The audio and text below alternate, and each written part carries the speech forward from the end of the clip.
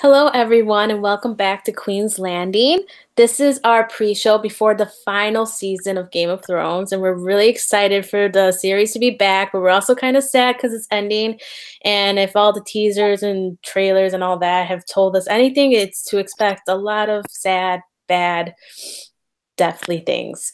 So we're really excited just to kind of recap a little bit about what's happened in the past and sort of just briefly discuss what we are anticipating for this upcoming season, and just to also announce some cool things we're doing. Like specifically, we're doing a special giveaway of Game of Thrones goblets. They're a $50 value each. They're really cool. And we'll be giving away those throughout the season. So make sure you tune in throughout the season so you can watch it with us and, watch our reactions and everything, as well as win a cool goblet. And we'll have more details on that on the website, theyoungfolks.com. Today, I am joined by my co-hosts, Melissa Byrne and Katey Stelzel. Hello. And, yeah. So, yes. I think we're just kind of going to go right into it. First, though, we're just going to briefly kind of discuss the events of season 7. Mm-hmm. Do you guys want to start somewhere? So I recently did a rewatch of season 7. I'm not done with it yet, but rewatching it in order, I kind of realized again how fast it moves. Like when you're binging it, it's like, oh, this happened and this happened. It's like, oh wait, there's a battle, there's like a naval battle, and then like Daenerys loses an ally, and then oh wait, she's already meeting Jon Snow. Like it moves really, really quickly. So I just kind of I always heard that criticism, and I agree with it back then, and I agree with it now. But just rewatching it, it just moves so much faster. There were a lot of big moments. I think what sets it apart from the earlier seasons of Game of Thrones is that we kind of see a lot of wins for the quote unquote good guys of the show. So I think that was kind of it was definitely a change of pace, because we see Ice and Fire meeting for the first time, these two good guys. I mean, I guess you guys could argue about Daenerys being a good guy, I think, but we kind of see Ice and Fire meet for the first time with Jon and Daenerys. I still think their first meeting in that scene is just so delicious. I'm always I'm waiting, it's I rewatch it and I can't wait to hear what they have to say to each other, because we've been on this arc with Daenerys, especially when she was all the way across the Narrow Sea and trying to make her way, and it's just she's finally speaking to somebody from Westeros who is in Westeros and not just Tyrion. So that happened. So that moment sticks out for me. And then we also get to see that amazing battle from the episode, the Spoils of War, where we finally it's a scene that I've been waiting for years, where we see an actual battle with the dragon. She's been losing her allies, so we see Daenerys using her Dothraki and her dragon to defeat some Lannister people. So that is a moment that stuck out for me. I thought it was really, really dope. She's just so willing to be in the battle herself, and she's always willing to fight for what's right, and she's willing to even die for it. And another moment that sticks out for me is I finally get to see this guy, Littlefinger, bite the dust. That was a huge moment. And but having said that, I still have some kind of questions and some criticism about how that kind of went down, even though it was cool to finally see him die. And then I guess we get the official word that Jon is Rhaegar and Lyanna's kid. So that's basically the moments that stick out to me the most about season 7. It's a lot of big moments. Yeah, I would echo a lot of that criticism. I think there's a lot of exciting things that happen in season 7. Yeah. But I will always just view it as I don't want to say lesser, but it definitely feels different than all the other seasons, because the show goes from this very nuanced fantasy adventure story where things actually have consequences to them. One character will say they're about to head off on the King's Road, to make it somewhere. But the story and pretty much the whole season is them going to be on that journey. But season 7 loses that, and I think that's unfortunate because there is a lot of cool stuff that happens in season 7, but it doesn't feel very earned. I mean, it feels earned in the fact that it's season 7 and we've been building up to this, but like the moments that should have led right up to it feel a little wasted to me, and I think that will always be my big like thing about season 7. Like I will still watch, and I rewatched it recently, maybe like a few months ago, and I still enjoy a lot of parts to it because there is like, you know, characters meeting characters who have never met before, which is exciting. But I think that is always going to be a roadblock for me. But do you guys think they were kind of in a rush to sort of get to a certain specific place in the story last season? Yeah, and yeah. I actually review with one of the producers, Brian Cogman, I think it is, and he like finally broke his silence, I guess, on the criticism that a lot of fans had, and he said that like we had this mindset of just getting on with the story, and we could have used title cards saying 3 weeks later, but we didn't choose to do that. So they knew that they were rushing it. I guess they didn't anticipate that much criticism against it. But I just have questions about it because I wonder if they chose to rush it because HBO told them you're only getting the certain amount of episodes and you have to find a way to kind of wrap this up. Or is it because they've had this plan for so long that that's how it just kind of played out? So, but they knew that it was a thing that they were actually rushing the story. Mm-hmm. I mean, that makes it a little better, the fact that they're self-aware of that, I guess. And it probably is mostly just like behind the scenes nuances that us as the audience don't really understand. I think just in like hindsight, years later down the road, looking back on the show and like its staple in pop culture, I think it will be an unfortunate part of the show, I think. Yeah, I think it's fair because, like I said, rewatching it is like really, really rushed. You're just like, the moments don't really have time to kind of breathe the way the show used to do that, like in its first like 5 seasons. Yeah. It's just really noticeable.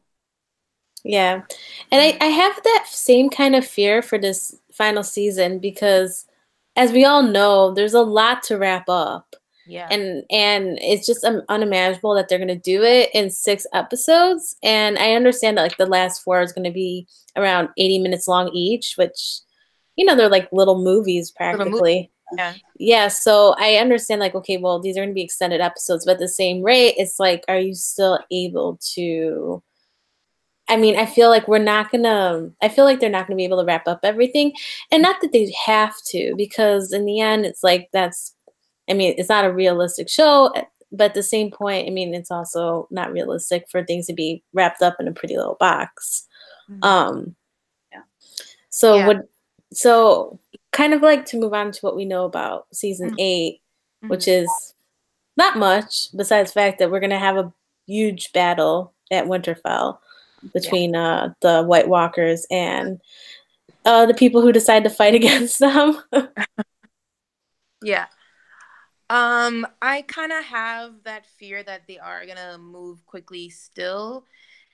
And I guess in a way, how could they not? Because like you said, it's only 6 episodes. Mm-hmm. So that is something to still think about. But we'll see. I mean, I was hearing somebody talk about it saying like they think somebody major is going to die every single episode. And I think that that's a lot to take in for every single episode.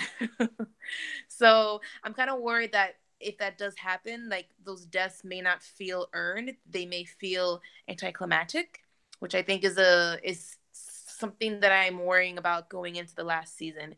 And it's like, I've been such a long time fan. Like I'm hoping that they go out with a bang and that it's good, but there's always a possibility that it may not be like an A+ series finale. So that would be like, those deaths not feeling very earned would be weird because I feel like someone should have died in season 7. There were like a lot of moments where like Bronn should have died or Tormund should have died. Tormund he should have turned into a white That because that would have been tragic since he's a fan favorite. When they went over the wall to fight against all of the whites, I was like, okay, someone for sure is gonna die or turn. Yeah. And it should have been him because I think there's a moment where like you think he's gonna die, but then they didn't kill him. That was like, well, that was a wasted opportunity. Not that I want him to die, but for Me neither. for story's sake. I think he's fun, but going back to like what kind of what set Game of Thrones apart was that it didn't care if you loved the character or not. Like it went there, like it would go there and just kind of tear your heart to pieces. I still miss Robb Stark. Yeah.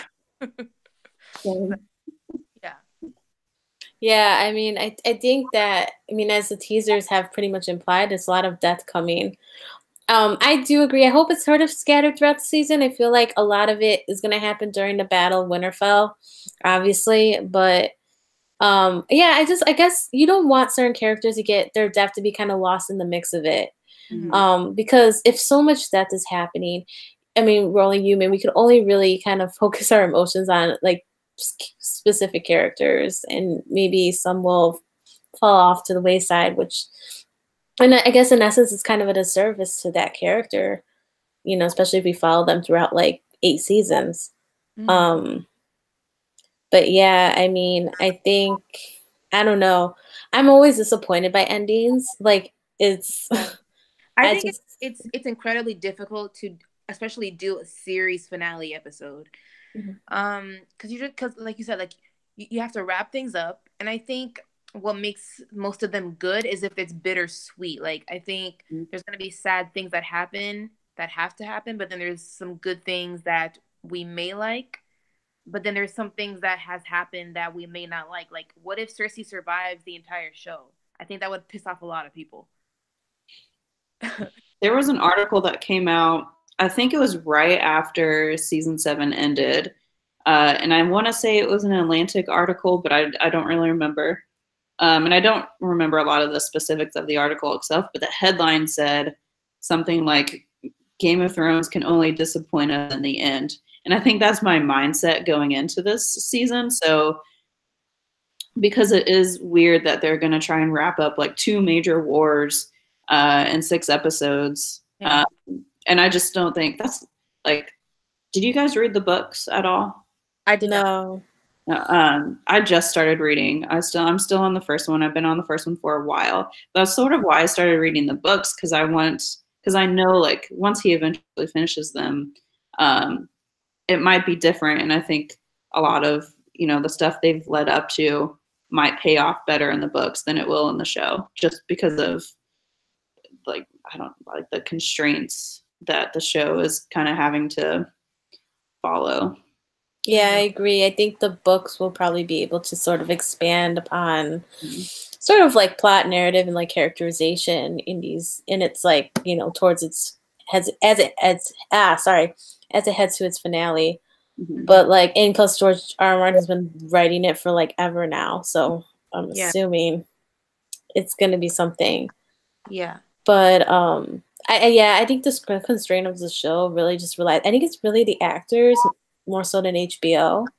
So I think a lot of them are ready to move on, and I don't think they want to be tied down to any more seasons. I guess they can do that.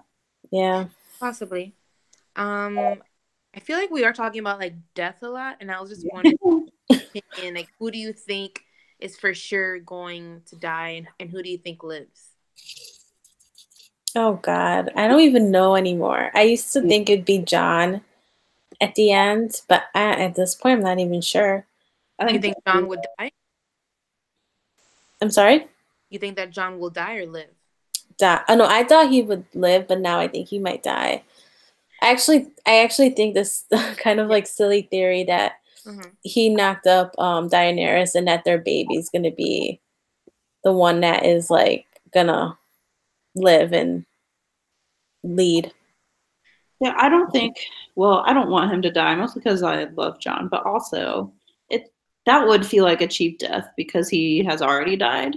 And sort of his whole like hero shtick with like coming back to life, whatever. And I feel like him dying again would be weird.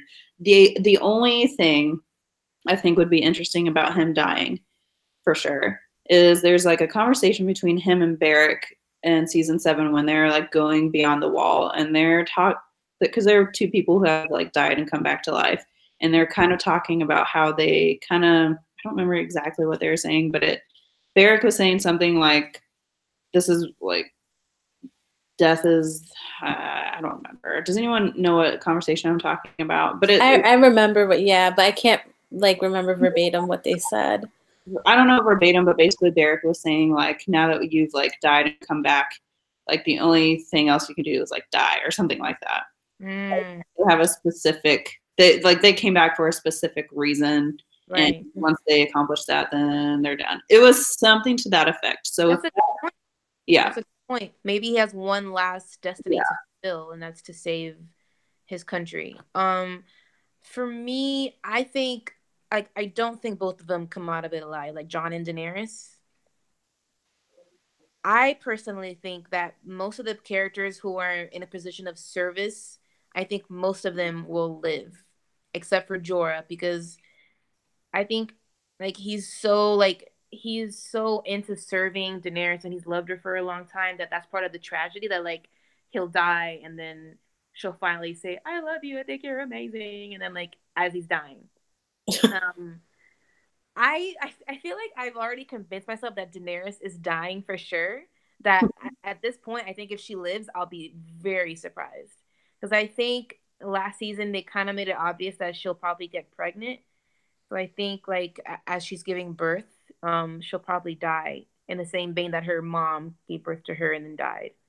And then they'll have the baby, and then Jon can finally have a son where he'll have a father, like because I think like he said before in the show that like he's never been with a woman because he didn't want to like create like another bastard, because obviously like he knows what that feels like.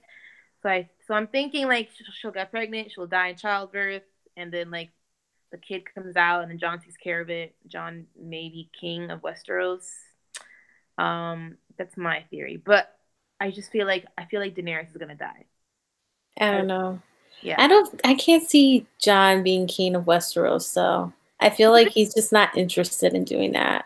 But because he's so like people believe in him so much and they put him in that position that like just in the way that he let them pick him as the king of the North, like he made like that may kind of echo into being king of Westeros. Like he may feel like he has like this duty and honor that he has to kind of do, even though he doesn't really want to do it. Kind of like how his like how Ned took the role of being the hand because he was chosen, not because he really wanted to leave, but because like his king chose him, so he felt like he had to do his duty. So I think like kind of has that mindset as well. Yeah. I could see that, but at the same rate, I feel like that's just kind of too happy of an ending. Because, I mean, Jon is like the ultimate hero of the show. I mean, he's like, there's no really questioning his valor. Like, he's a good person through and through. Unlike Daenerys, who has like more anti-hero qualities. And many of the other characters do. They're not as, I mean, he's just like good. So I think it all depends on what kind of story these people want to tell. Do they want it to be like just totally cynical where all the good people like Jon who are like inherently good are like, do they want them to lose? Like what kind of message does that send? I guess that's kind of what I'm hung up on too, in which I'm like, Jon won't die. And like Cersei won't keep the throne, because that is a bummer ending. And I know there's been a lot of death and unfortunate, whatever happening on the show. But I guess maybe this is just me being like an optimist, which is weird. But I just don't see like totally bumming everyone out and having like the good people lose. And it can be argued on like who's good, who's bad. There's like a gray area in there, but I mean, we don't want like inherently evil people to win. We don't want the White Walkers to win. But I that's where I get caught up because I'm like, are they really going to give us a totally bummer ending? I don't see that. The people have been like invested way too much time in this to not like have something good happen to these characters for once. But maybe that wouldn't make it Game of Thrones anymore. I don't know. I know it's tough because I think about the last 2 seasons and how the good guys were able to come out on top. But then I'm thinking maybe in the last season they'll kind of bring us back down to earth to how Game of Thrones used to be like. So I don't know like which way they're gonna take it. So it is kind of hard to really have like a solid 100% answer because I don't know if they want to go back to their roots or if they do want like that happy ending for us. And like it doesn't have to be necessarily happy for it to be a good ending in which some good people still win. You know, it's that bittersweet like happy middle thing. Yeah. Bittersweet. But I don't know. I guess we'll find out in 6 weeks or whatever, 2 months. We'll find out, in like 6 weeks, and we'll complain about it probably. Probably. So, kind of to wrap this up, who do you guys think will take the throne? And then what Katey also added is like if someone should take the throne. Can I explain that really fast? Sure. Just because, well, obviously, I think the main question, because it's what the show's been building up for, because everyone's been fighting over the throne for like years.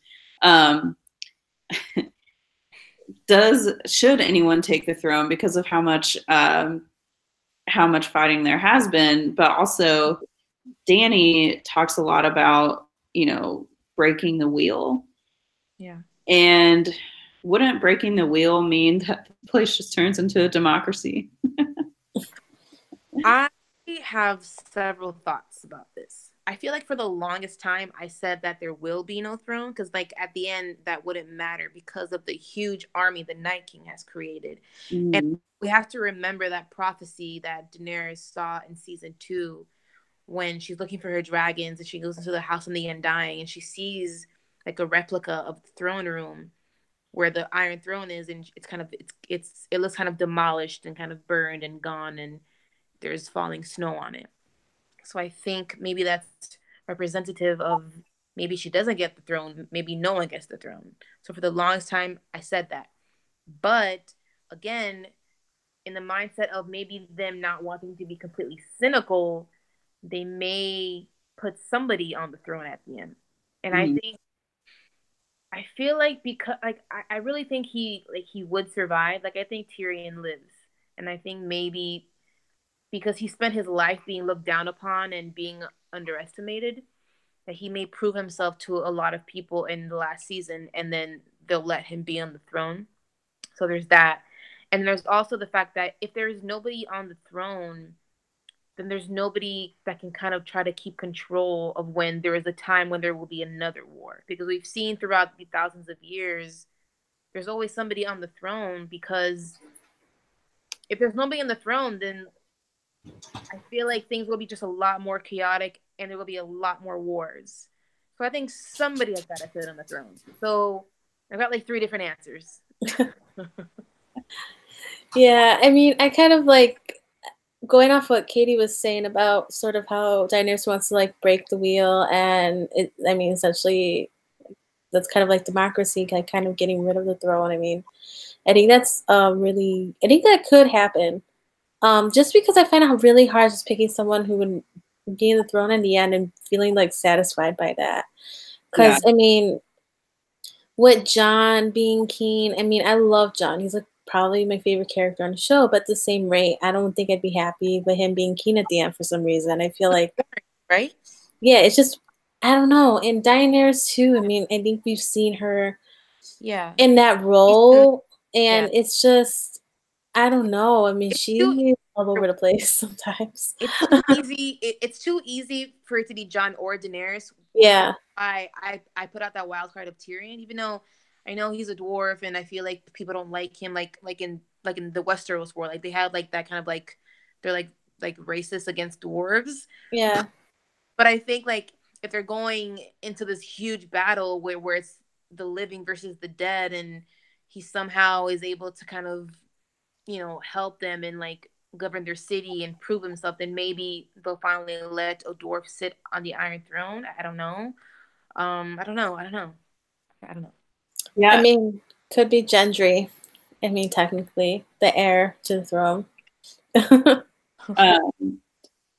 Seeing putting someone on the throne at the end of this does kind of lend itself to like, well, they're going to get overthrown eventually. So Yeah. it's where they want to. They need to end it to where it feels like the story is ended. I feel like because I don't think anyone's ever going to like go back to this to continue it on, or you know what I mean. I don't know. Well, that's my question, like, because I feel like there's been so many different kinds of rulers on the Iron Throne that I feel like it kind of has to end a little bit open-ended. Like, okay, this person is on the throne, but like, peace doesn't last forever. Like, there's always going to be a war. There's always going to be somebody vying for it and trying to overthrow that person, because we've seen it happen throughout history in Westeros. So that's why I think there will have to be somebody sitting on the throne. And then the ending will kind of allude to the fact that, well, that doesn't mean that they're going to keep the throne for a long time. So, that's like my other kind of mindset about it. Yeah. Yeah, I could definitely see that. I mean, and I guess it's just so hard to tell. I mean, we're kind of at that point where we're just kind of seeing who's going to survive this war, even if they win this war. And then in the end, who usurps power over this, nation. It's tough. I Yeah. think the way they wrap this up, I don't know. Like, I would not want to be those writers, because that's really, really hard. Mm-hmm. That's difficult to make that good and to try to have fans think that this is good, even if it's not who you want to be on the throne. Does this make sense, and is it good? You know right. what I mean? Yeah. It's like really, really hard. I don't know how this is gonna go.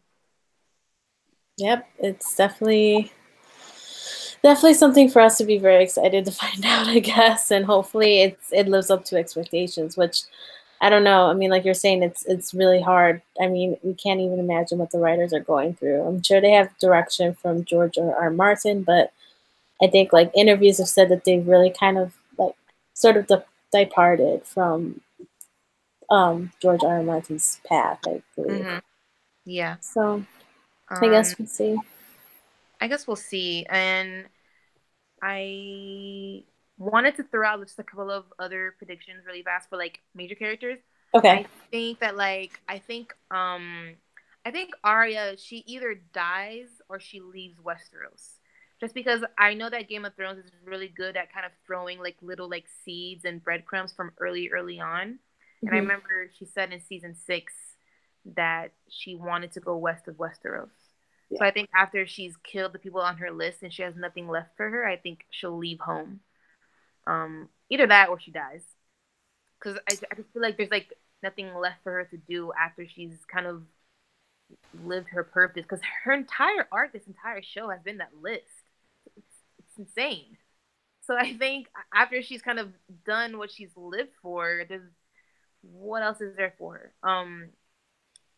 This is a great reminder that Beric Dondarrion and Melisandre are on Arya's list, and if they meet again, that can get kind of very fiery in that room. Yeah. Yeah. And I think Sansa survives. I think she may be like Wardeness of the North, maybe. Mm-hmm. Like besides being Lady of Winterfell. Who else is a major character? Oh, I think Tyrion lives. Jaime dies. Huh? Jaime dies. Yes. The thing is, I feel like, do you think Cersei and Jaime die both? Mm-hmm. I think he kills her. I think he kills her.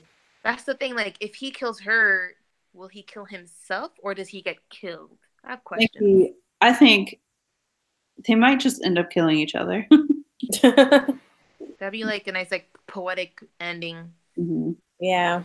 Yeah. And I think there's going to be a major test of loyalty between, like, Jaime and Brienne. Yeah, for sure. We kind of already got that in season 7, but I think they'll like amp it up a little bit more in this one. because I think it will come down to like Yeah. Cersei or like Brienne getting caught in the middle of like Cersei and Jamie. Jamie. Not in terms of like.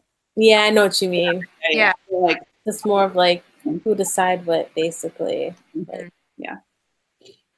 Yeah, I mean, oh my God, if Brienne dies, I would actually be very sad about that one because I really love her. I think she's so selfless. Like, she made Yeah. by trying to protect the Stark girls. You know what I mean? Like, she's so loyal and so selfless. I could easily see her die trying to serve her purpose to protect the Stark family. So, Okay. Any other predictions? I think I saw the ones that I was thinking about. Oh, Bran. I think Bran will go up into the tree for forever, or he dies. I think he'll go up in the tree too. Yeah, just because, like, yeah, like his purpose is basically like he's like a Google. I guess So, one big thing we didn't really mention, Jon versus the Night King. Yeah. I want to know like, more about the Night King. Like, I hope we have like a flashback scene, seeing how like his history and stuff. Because I'm very interested in learning more about the White Walkers, actually. Mm-hmm. Yeah, me too. Do you think it will come down to like Jon and the Night King? I think so. Yeah, I mean he has a sword, right? The Valyrian seal. I feel like it's kind of made for that. And they've beat each other down a couple of times. Yeah. He has the sword, and I mean, is there anyone who doesn't think he's not gonna ride a dragon? Like, he's gonna ride a dragon. Oh yeah. Oh man. Oh, that's another thing. Sorry, I actually have to go somewhere, but now I keep like thinking, what like at what point in the season do you think Jon and Dany are gonna like learn the truth about them? I feel like that should be episode 1. They land in Winterfell. Yeah, that's true, but yeah, you're right. I mean, yeah, I feel like they should, at least within the first 2 episodes. Yeah, but I would be very surprised if they didn't. I'd be like, come on. 1 or 2. I can also see someone stretching it out for dramatic irony reasons or whatever. But I don't know why Bran wouldn't tell his brother right away. Yeah. I would hope so too, but I don't know. This is Game of Thrones after all. You think they'll care? I don't think so. Maybe Jon may care. I feel like Daenerys will be like, well, my family has a history of this, but Jon's gonna be like, hold up. I probably care more about the fact that he's not a bastard. Yeah. The relation thing, but that's a good point. Yeah. Well, hopefully. I mean, yeah, I hope that gets kind of, wrapped up in the first couple episodes and we can move on from it. Okay. All right, you guys. So I think that's a wrap, right? Yeah. Yeah, I think we covered the things that we wanted to talk about. Mm-hmm. Cool. So I just want to thank everyone for watching, especially my co-host, Melissa Byrne, for co-hosting this wonderful Queen's Landing show that we do with the young folks, with me and Katey for being our guest this week. And yeah, so tune in next week when Game of Thrones returns. Subscribe to TYF Official on YouTube. Follow us on Twitter. And follow each of us on Twitter as well. We'll be kind of reacting to the show live. And then, of course, join us right after the new episode airs. We are watching East Coast airing, so we'll be on here around, I guess, like for the first couple of weeks at 9 p.m. or 9:15 Eastern time. Later on, it might be a little later, given that the episodes will be longer. So thanks again. And yeah, we'll see what happens on Game of Thrones. Awesome. Thank you guys for having me. And I'm so excited to watch this show with the rest of Game of Thrones fans. I just want to add really quick that I think it's like the last show in a long time that we'll have where like the whole world watches the show at the same time, because like streaming is more popular and binging, but Game of Thrones is a show that you have to watch live. Otherwise, on Monday at the office, you are getting spoiled. So I feel like I really want to treasure watching the show live in its last season, because I think it'll be the last one that we have in a really long time. So I'm really, really excited, and I'm getting sentimental. Yes. All right. Bye. Bye.